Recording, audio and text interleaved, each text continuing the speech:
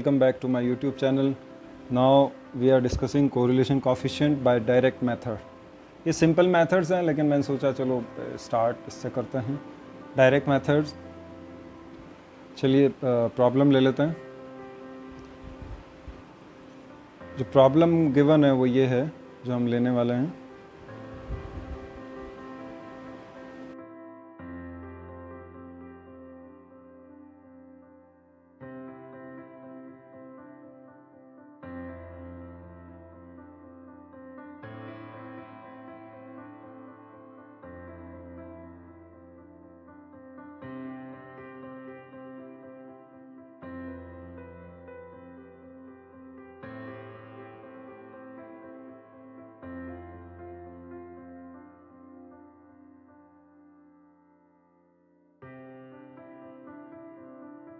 यहाँ से देख लीजिए.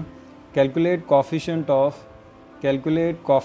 Of correlation between birth rate and death rate from the following data. Data given है क्या? Year 1941, 51, 61, 71, 81, 91 and 2001.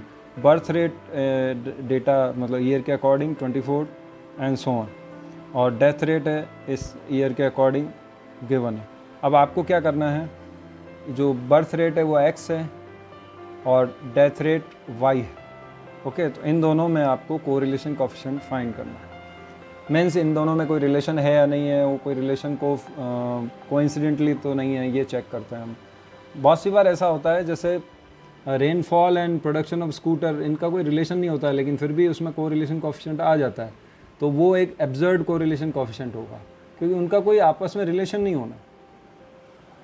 सॉल्व करते हैं. आइए टेबल बनाते हैं पहले. Computation of or direct method.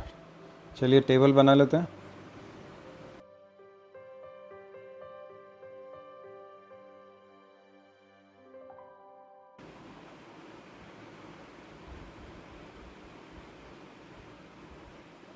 इसमें हम क्या एक्चुअल डाटा ही यूज़ करेंगे. डायरेक्ट नंबर्स को डायरेक्ट एक्स स्क्वायर निकालेंगे, डायरेक्ट वाई स्क्वायर निकालेंगे, डायरेक्ट एक्स वाई निकालेंगे.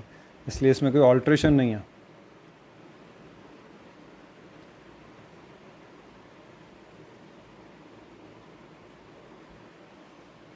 चलिए 1941, 1951, 1961,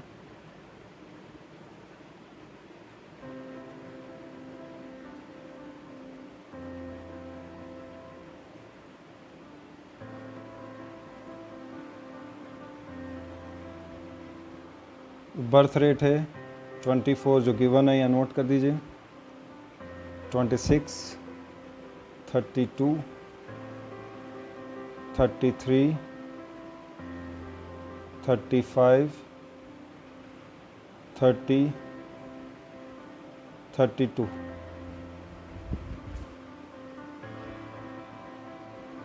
ये हो जाएगा 15, 20, 22,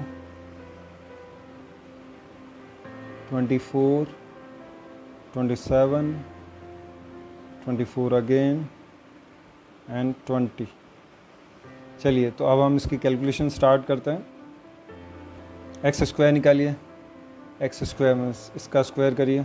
ये तो ईयर हैं, इनको नहीं लेना है हमें. और अगर आप एन देखोगे तो एन कितना है?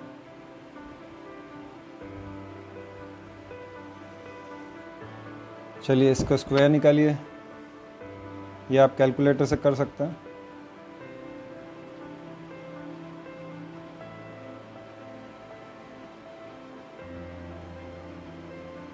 इसके स्क्वायर 676. ये कैलकुलेटर से कर लीजिएगा.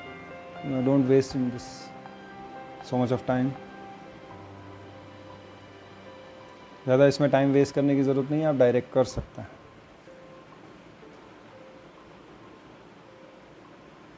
1024. इसका जो आएगा वो आएगा 1089. This one 1225 and this one this one 1024. Okay, अब इसका कैलकुलेट करिए। 15 का आएगा 225, इसका आएगा 400, this one 484,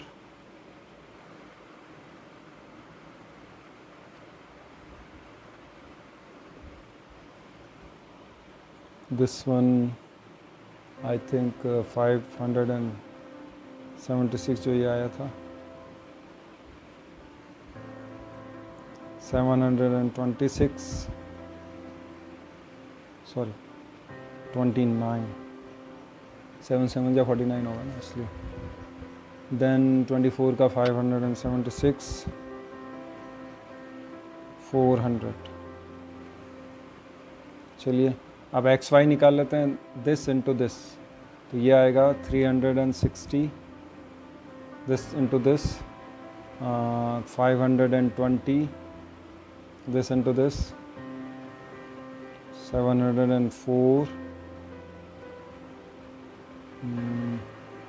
792, this into this 945, this into this 720, this into this 640।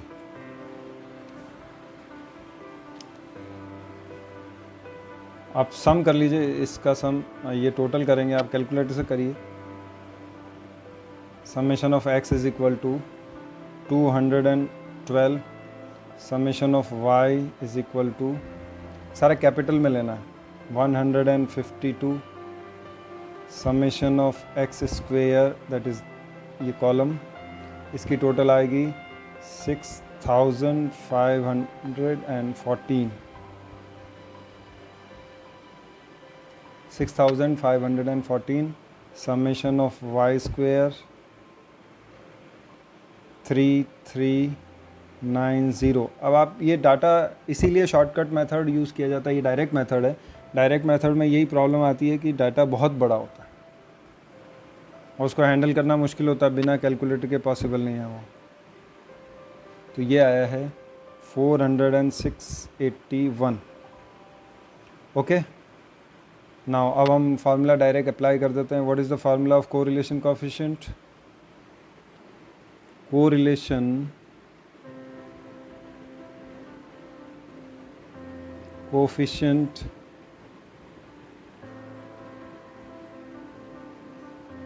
R is equal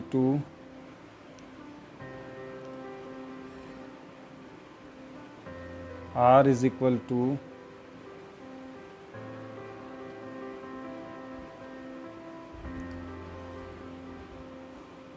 n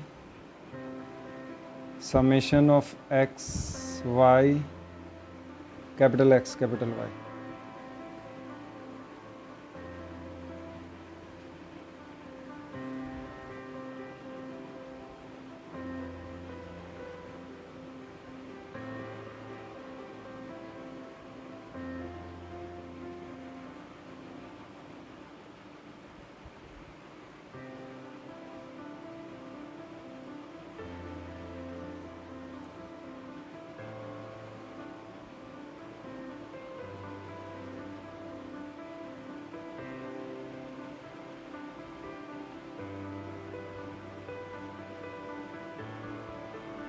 ये वैल्यूज़ पुट करेंगे हम इसमें, तो 514 माइनस 212 का होल स्क्वायर, मल्टीप्लिकेशन है ये, और ये आएगा 7 इंटू 3390 152 का होल स्क्वायर। इसको कैलकुलेटर से आप कैलकुलेट कर लीजिएगा। तो आफ्टर कैलकुलेशन ये आएगा 43/639.85, दैट इज़ इक्विवेलेंट टू 0.85। तो ये जो आर आया है ये 0.85 आया है इसका। Thank you for watching my lecture.